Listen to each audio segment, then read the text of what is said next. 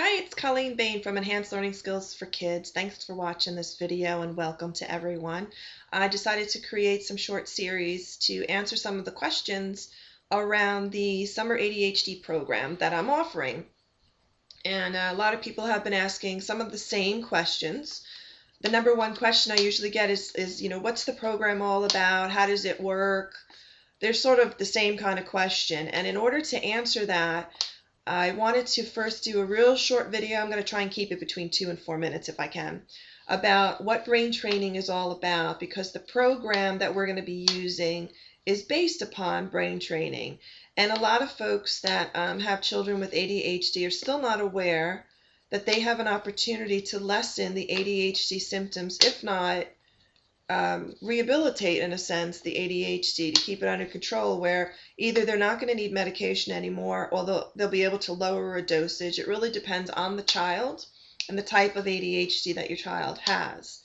So ADHD, in layman's terms, if you're watching this and you have a child with ADHD, you already know all about ADHD. But for the medical world and in the world of psychology per se too, the ADHD is sort of the broad categorization. So underneath that umbrella, you have ADHD child, where you can have the hyperactive, or you can have the child that has just the attention deficit, or you can have the combined.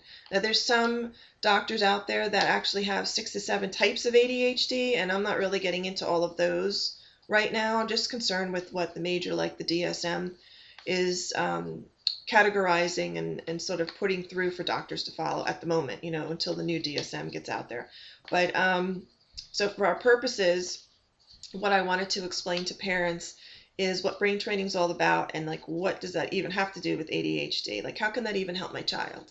So for you to understand brain training is based on what's called the theory of neuroplasticity. And in layman terms, what that means is you have an opportunity to strengthen the processing ability of your child, and in doing so, to make that successful for communication, the electrical communication that happens in the brain to be stronger and more efficient.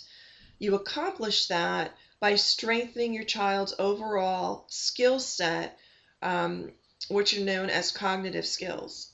So by doing that, you're strengthening the overall skill set, your child's ability to learn, and that is accomplished by doing like splinter skills or exercises that your child would be familiar with. So for our example, when we're using the Attend Go program for the summer, your child really is just following along with the directions of when they're going to like hit the space bar, when colors are changing, things that your child can pretty much do already. It's sort of a splinter skill that they're familiar with, but in order to do it at the intensity and sort of the methodology being introduced by this program, you're going to be strengthening certain cognitive skill sets in order for your child to be successful.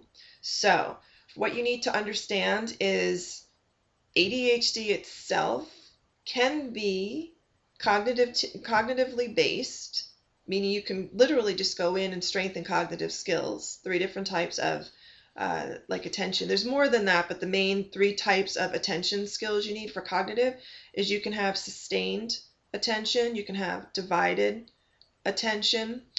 So with sustained attention, it's really time on task.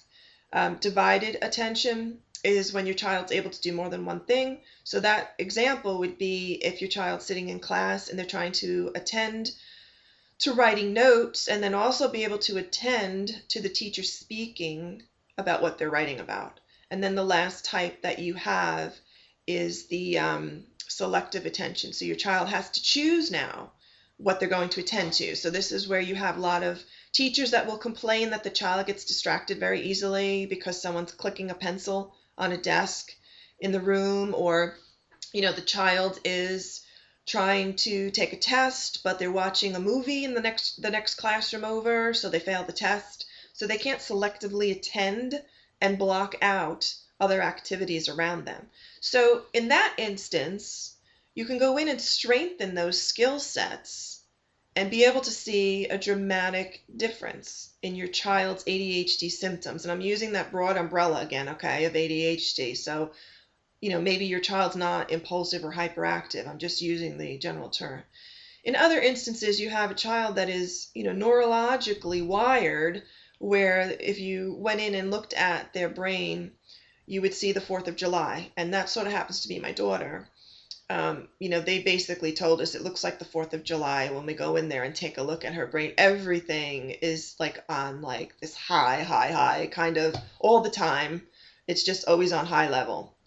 So in that instance, I also know from doing the cognitive assessments that we're going to be doing at this summer program, I also know that she has a lot of the cognitive issues that are there that need to be strengthened so that we can lower all of the excitement in her brain, and then we won't have as many behavioral manifestations that are being categorized as ADHD.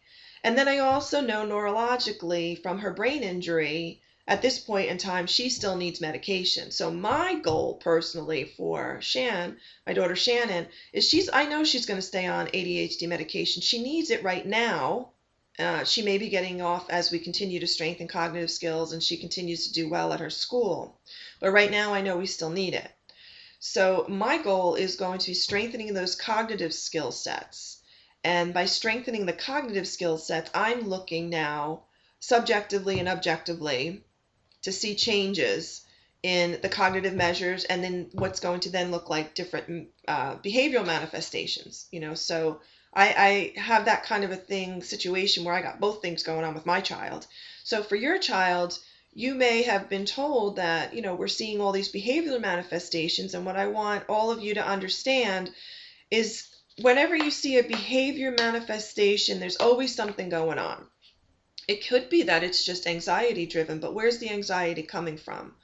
And 9 times out of 10, when you do your cognitive assessment, you're going to find out that your child's weak in certain skill sets. So what happens is your child's sitting in the classroom, and for example, your teacher is going to be teaching and expecting your child to follow, say it like, I'm just making these numbers up, but say it for like an 8-year-old. And so she's talking, certain words per minute. She's giving out what's expected for the processing, not necessarily cognizant herself or himself of doing this to your child, but she's following a curriculum, right? So she's reading the sequential directions. She's giving what's the worksheets that are assigned for that chapter, all these exercises, and she's assuming that your child can keep up, or the teacher's assuming that your child can keep up. So what happens is your child keeps up as much as they can until he or she taps out, meaning that your child will work to the level they are able to work at cognitively.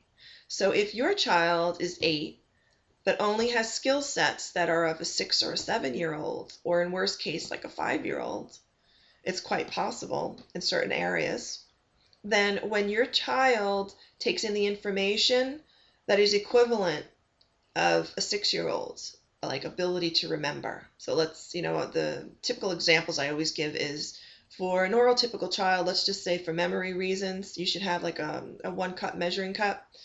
But the kids that are weaker may only have a 1/4 cup available. So then what happens is when your child's 1/4 cup filled up, they shut off. They completely shut off.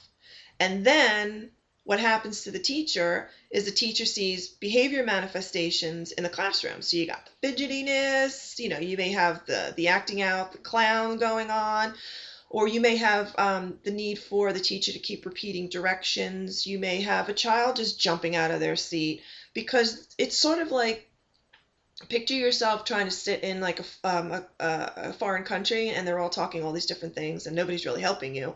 They just assume you can follow along with the language, and you're stuck there. And this is what it's like for your child, even though we don't see it that way, right?